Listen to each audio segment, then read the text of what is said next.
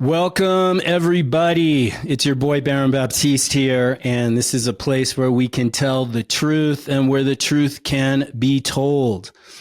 We explore the truth, but don't believe the truth. If you believe the truth, it becomes a lie. Truth believed is a lie because you want to discover the truth for yourself. It's only real if you discover it for yourself. Only the truth sets us free. And once discovered, you're left free to be and free to act in life. Yeah. David Masters, how you doing, my friend? Always greater and better and more awake when I'm with you, brother. Yeah. You are a force multiplier in my life. I'll take it. I will take it, man. And I'm always left elevated. Yes. Like really from these conversations, just thinking about it, you and I'm not a guru and we're not here teaching. It's not like that. I don't know the truth of life, but rather I'm a student of life. And I think that's what the environment we're creating here for people is. We invite you to listen with open ears, open yourself up to new views of life, new ideas, something new that you didn't have before in the way you perceive yourself, your life, people in your life. David, what are you? Are you a guru? No, I'm not a guru. I would like to be. I just need a following. You inspire me. Yeah, I know.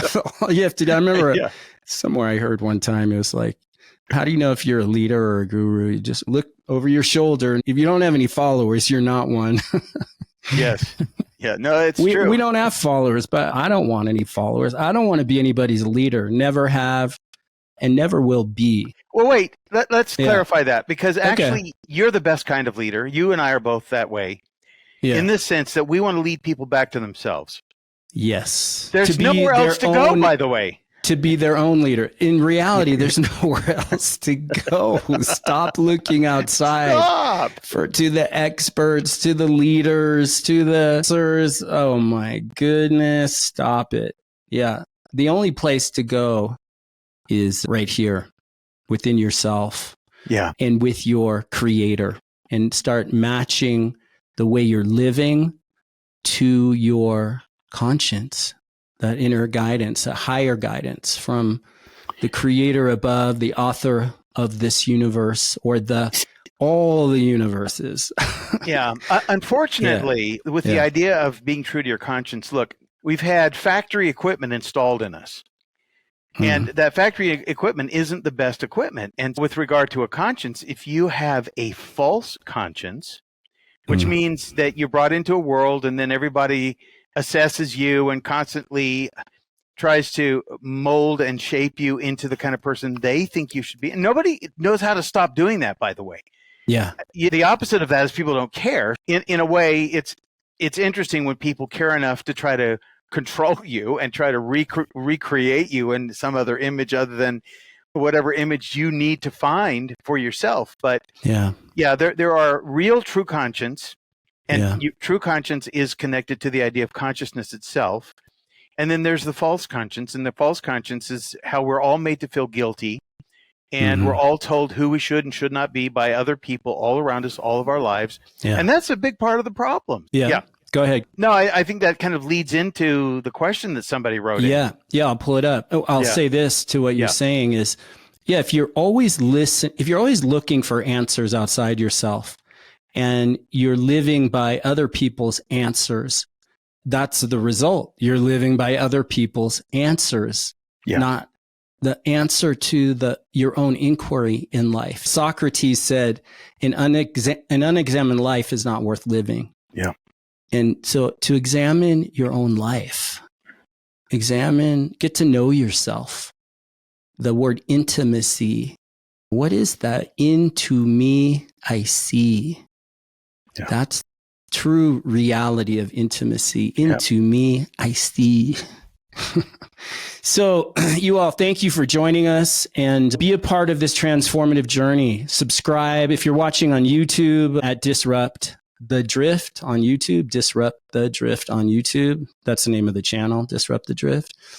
Subscribe to the channel. If you're watching on the channel, like this video, comment, leave comments. Do you agree with what we're saying? Do you disagree?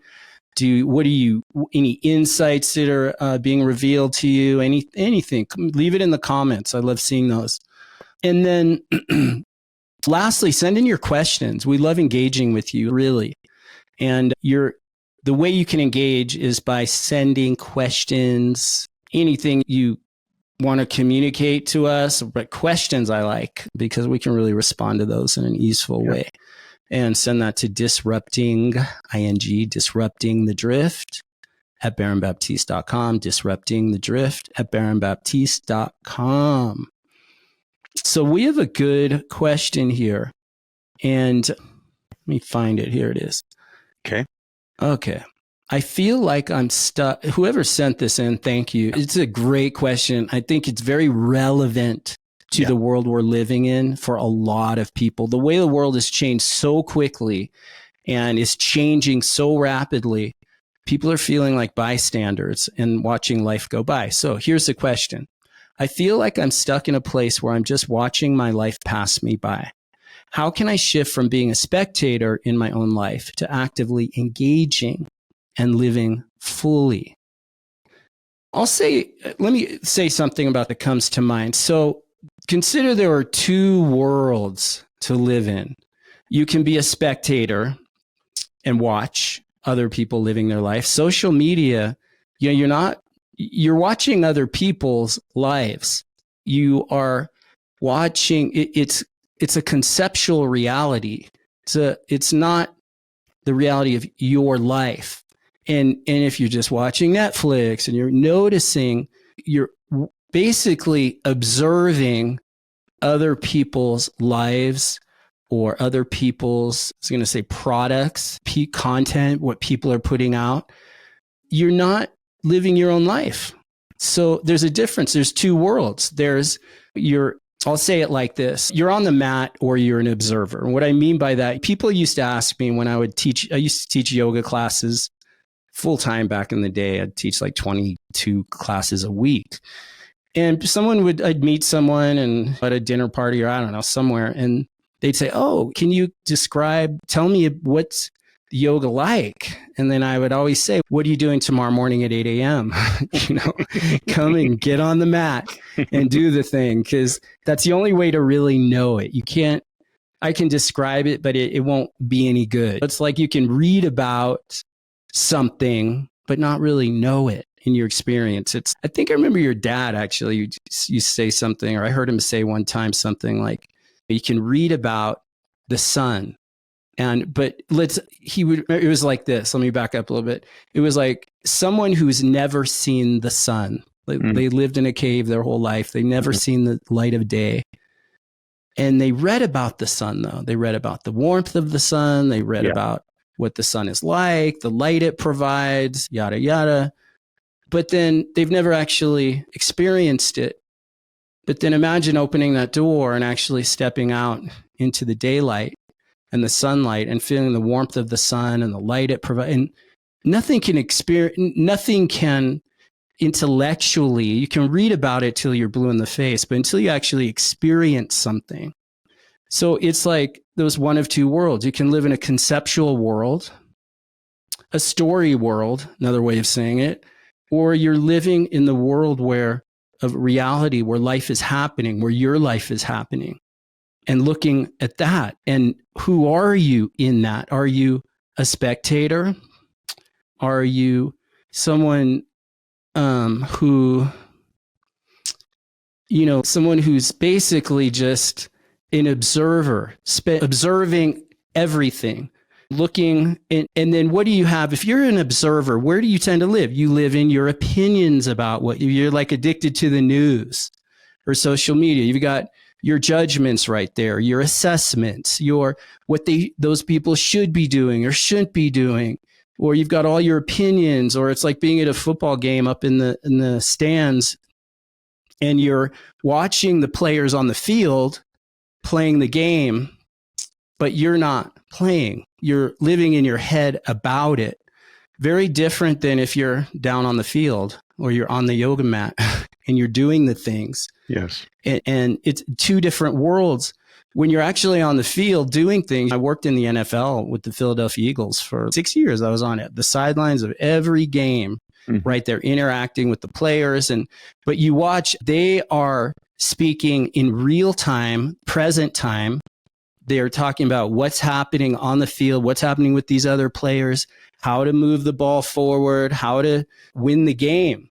But they're engaging in something very different than the people that are observing. And if you're in your head a lot about your life, about the people in your life, people you work with, your staff, your employees or your employer, your boss, your family, you're always talking about everyone else and maybe gossiping, and that's in the sidelines. That's a spectator's life, but you're living in the head and engaging with the voice in the head rather than being engaged with life in a real kind of way. So notice, go ahead, David. What do you have to? What do you see about this? Yeah. No, everything you say is true. And what I would ask that you do, since I got caught up in what you were saying, is I want you to read the question again, because I think I can put this very succinctly. Okay, here we go. Okay. I feel like I'm stuck in a place where I'm just watching my life pass me by. Yeah. How can I shift from being a spectator in my own life to actively engaging and living fully? All right, so I'm going to call it for what it is. Let's just call this thing out right now. And everybody's going to have a little sensation when I say it. Fear. Now, here's the problem. The sensation people experience in the face of taking action to achieve their dreams, whether it's business, personal, spiritual, whatever, it's not really true fear. So the question is, what do you mean it's not true fear? The answer is this. It's FEAR. Exactly what you were just saying. What is FEAR? It's an acronym for false evidence appearing real. And there's no actual, for the most part, there's no actual true imminent threat of danger, no threat of loss of someone or something dear to us, actually nothing there at all. So fear is an illusion, false evidence appearing real, something we fabricate, something we come up with. You were just saying it, we're in our heads. And what happens is when we spend too much time in the cave, in the dark part of the cave, the imagination starts to, it's a machine that starts to grind out all kinds of stuff. So we fabricate in our own minds, and we pretend that what we believe about why we're afraid and what we're afraid of is real. And it's a fairy tale that we tell ourselves that keeps us from doing what we really want to do. It's a fairy tale. It's a lie. So it is, again, false evidence appearing real. And the common label that we have for FEAR is anxiety. And how many people are on pills right now? I have anxiety all the time. I have to admit it. But what I do is I step back and I watch the anxiety, and I watch it and I watch it all day long. I have anxiety about one thing or another. And what I'm watching, though, is not the actual anxiety itself, but there are emotions that rise up purely from my own thoughts and not external reality that are there, almost like ghosts haunting me. And so there's a light that you can turn on. That light is the light of awareness.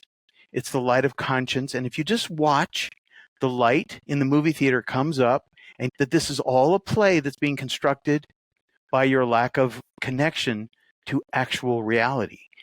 And you're believing into this false evidence appearing real. And watch, then step back and watch, become an observer. Don't struggle, because you're going to feed yourself like a wood chipper. You're going to feed yourself into the false evidence appearing real, and you're going to start having dialogues with yourself about why it's true or not true. Forget about that. Just forget about all that. Get quiet. And this is always where we come back to. Coming back to yourself, by the way, is the actual process of stepping away from the brain mechanisms and getting quiet. And just, if you've ever been to a river, which most people have, you're either on the bank or you're in the river. You've got to get out of the river of thinking, and you got to step on the bank and just watch things go by. And as you let go and you let God, because there's something greater than you that wants to communicate with you and give you greater insights and give you a direction in life and give you purpose and meaning for every moment of every day that you exist. But as long as you're sitting there and you're going down into the water, you'll feel the current of the water pulling at you. And that fear then begins to become real to you, but it's not necessarily real. Your thoughts? Yeah, very good. The fear, what comes to mind with fear, there's fear has a purpose. If someone comes at you in an alley with a knife, to have fear is natural. Or to have someone, you're walking on a path and a grizzly bear comes at you. Okay, fear will appear. But outside of that, it's fear is, the fear is, what is it? False evidence appearing real. Yes. Yeah. Another one I've heard is F everything and run. That's the flip. Yeah, that's one of the flip sides of it. Yeah. I like that. But the thing is, that's what to get present to. That voice in the head where natural fear has been corrupted. It's been corrupted. And now you have fear of things that appear like a threat, but they're not real. They're perceived. And evidence of living in the head, or as being a spectator in life, is you are over assessing, over evaluating everything. And the fear that's there, though, let's look at what's the fear that's stopping you from living your life.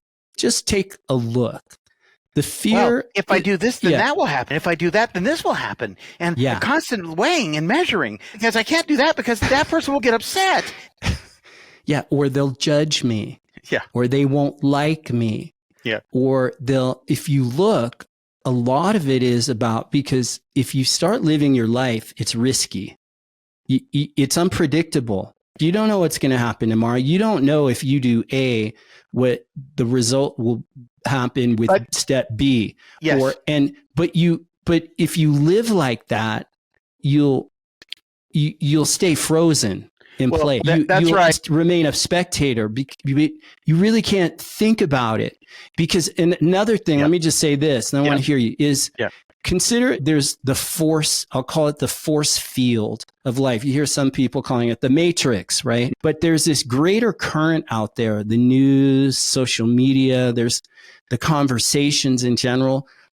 There's a presence of fear, but it's more than what I want to say is, there's in the force field almost wants you to be afraid. It wants you to shrink back. It wants you to self-censor. It wants you to not be in action, because if you act at some level, you're at risk of being judged, attacked, canceled, or worse. But the truth is, you don't know that. And so what if they judge you? People are already judging you. It's a good thing to know. Yeah, if you, my father used to say, if you stick your neck out, you rise above the crowd, and you put yourself out there, people are going to judge you. He said, but it's also good to know that they're already judging you. It's just what people do when they live in this default reality. So, the A word. See, because the A word is anticipation. Remember that Carly Simon song, anticipation? We always default to anticipating. In other words, and that is a survival mechanism when we don't have the courage or the ability to stay centered in the moment. And I'll just give you an example. In the position that I just walked away from, I had to deal with hundreds of people every day. I had absolutely no concern whether or not terrible, nasty, horrible people I was going to encounter them. And ultimately 97% of the people that I dealt with were very nice people. Now, the 2 or 3% that were nasty, because I didn't have any anticipatory buildup of anxiety. When they started acting out, I stayed very calm. I stayed in my center. I was the master of that situation. And so you cannot control outcomes. Let me just, you can't. And what you just said, I don't want to just step over it because I think it's very key, is give people nothing to resist. When you react, you actually, that's resistance. Yes. And then you give people something to resist. And that's a dance where people stay on this horizontal level and they're interacting in resistance and reactivity. But if you give nothing to resist, you're open, undefended, standing in the ground of your being in your center.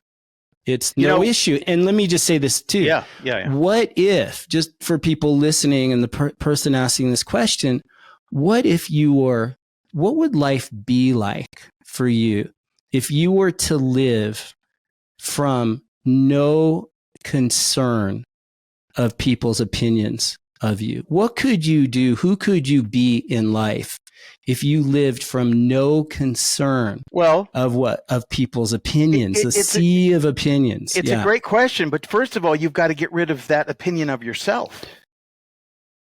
Because the opinion you hold of yourself is the opinion other people will acquire through reading your response. Yeah, people have antenna. They know if you're a candidate. But when you're not in a state, in the A word, when you're not in that anticipatory state, when you're not trying to project forward, and when you're not referencing the past, but you're living in the present moment, what happens is that people that you will encounter, situations you'll encounter, it will not be able to read you because there's nothing to read. You haven't given them anything to resist. Just exactly as you said. It's very powerful. Yeah. It's a beautiful thought. Yeah. Yeah. Maybe we can start wrapping up right around here. Sure. Because I think we set a good foundation. Yes. And now, like people who are dealing with living in the stands, and we're speaking to you, just notice how much time you spend observing everything. Yeah. Look at your judgments of people in your life and talking about what other people are doing, what they shouldn't or should be doing, rather than living your own life, acting in your own life, being present in your own life, and then dealing with the opinions and judgments toward yourself. You have to turn off that faucet, that flow from the outside in, and just let people be who they are. Let people do what they do, nice or nasty, whatever. But you get present to yourself, because as you start shutting off all those external voices and you start getting present to your own inner voice, and the voice in the head, the voice of doubt, that demon of doubt in the head, but you start noticing that when you're gossiping, you're not in your life. So the reason you're a spectator in your own life is because you're afraid if you're engaging in life, you'll be judged. Likely. That's a lot of it. But as David said, the way out is in and through observation. Start developing awareness of your judgment toward yourself. Do you have to forgive yourself? Is there something you need to let go of, something you need to give up? Start looking at what it cost you, because it costs you something to just be a spectator. Start looking, what does it cost you? What do you not get to have in your life that you really want for yourself, for the people close to you, for the people in your life? Who do you want to be for the world? Start looking at what it costs you to be a spectator, or just waiting. We're always waiting for the next, thing, or waiting. But in the meantime, you're just spectating and observing. You're up in the stands at the football game watching, but you're not living. So it starts with going in. So notice when you're a spectator, start noticing. Yeah. And notice this, there isn't any risk in being a spectator. There's no risk. Yeah. But there's a risk of not living your life. And that's what you want for yourself. Yeah. It's what I want for you. There's zero risk in being a spectator. And it's only the people really doing the things and taking action and following their conscience and the direction they see to go, and failing and being okay with failing and being okay with being judged or people talking about you. It's better to be the one who people are talking about and gossiping about than the one doing the gossiping. Trust me. Yeah. Trust me. Have around you, no gossip, things like that. But live your life. Live your life. Yeah. Yeah. One more word I want to bring up, and that is expectations, because that's a word you use all the time. And I don't think people realize how many expectations they have. And it really does begin within themselves. And the expectations they have about themselves extend out to other people. And if you have an expectation of somehow not accomplishing the things that you would like to do, then that becomes a blame game that you project onto other people. So look at your own expectations, and I will tell you that the truth is that you can do anything you put your mind, your heart, your head, you can do it if you put your mind to it.